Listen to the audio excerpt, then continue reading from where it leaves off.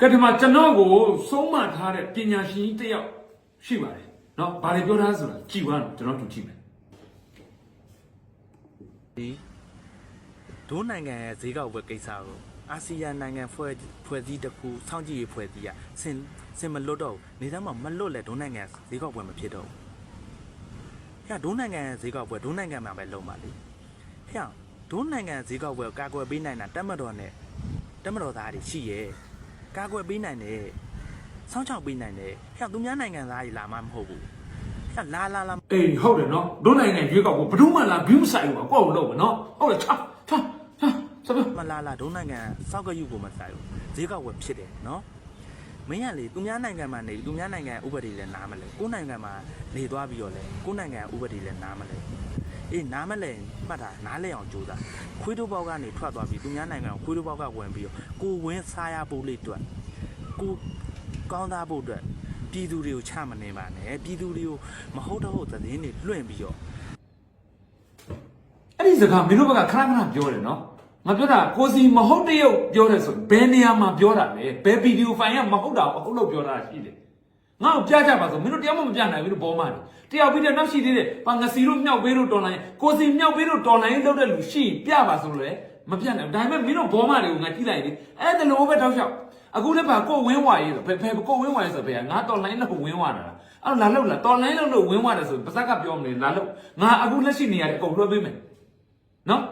်ငါဒီနေရာရောက်ဖို့ဆိုတာလွန်လကူရောက်ထားတာမဟုတ်ဘူးနော်တော်လိုင်းအစကတည်းကနော်ဒီတောကြိုတောင်ချနှစ်နိုင်ငံဖြတ်ကျော်ရအောင်ရိတ်ခါပို့လောက်ခဲ့တဲ့ဟာတွေအများကြီးနော်အဲ့ဒါတွေကိုမင်းတို့လှုပ်เสียမလို့လား origin နဲ့အခုလက်ရှိထောက်ဖို့ဆိုတဲ့နေရာကိုငါလက်ခံပေးမယ်ဘယ်လိုလဲလာလောက်မလားနော်အဲ့တော့မင်းတို့ခဏခဏအဲ့ဒီစကားပြောလိုက်အာမင်းဘာဖြစ်တယ်မင်းတို့မဟုတ်တာဟုတ်ကမပြောနဲ့လို့ဘယ်နေရာမဟုတ်ကဟုတ်ကပြောတယ်မဟုတ်ကပြောပြလေအဖြစ်ဘယ်နေရာမှာဘလို့ဘယ်ဗီဒီယိုဖိုင်မှာဘလို့မဟုတ်တာပြောထားတယ်ပြလေအဲ့လိုလည်းမပြနိုင်နော်အဲ့မင်းတို့စကားကိုငါဘလို့လက်ခံရမလဲမဆားမတော့ပါနဲ့ကွာမင်းကောင်းပြောရပါထပ်ပြောလိုက်အောင်မင်းတို့အဖွဲ့အစည်းအန်ယူစီအဖွဲ့အစည်းကိုမင်းတို့ရဲ့အဖွဲ့အစည်းကိုမလေးရှားနိုင်ငံဖိတ်ကြားတယ်မင်းတို့ကဘာစောက်တင်ချီလို့မင်းတို့မှမြန်မာနိုင်ငံမှာရုံးနေဌာနတွေရှိလား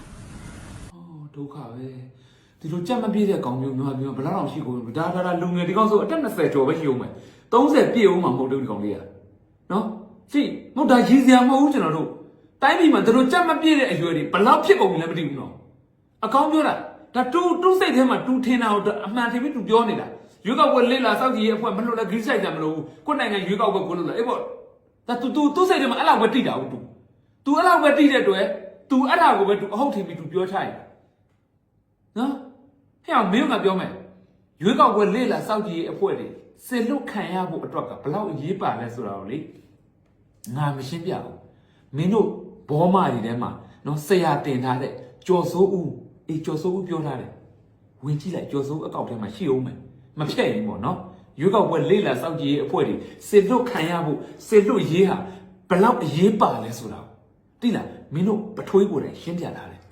်နော်နောက်ပြီးတော့မင်းပြောတာဒီသတင်းကိုလားအန်ယူဂျီကိုဒီမလေးရှားကတော်လိုင်းအင်အားစုတွေနဲ့တွေ့ဆုံတဲ့ဆိုတဲ့သတင်းငါတင်ထားတာဟာအဲ့သတင်းမဟုတ်ဘူးလားဆို